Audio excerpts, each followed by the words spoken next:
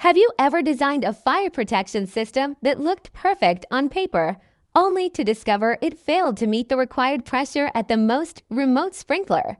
In fire protection engineering, pressure verification isn't optional, it's a critical requirement.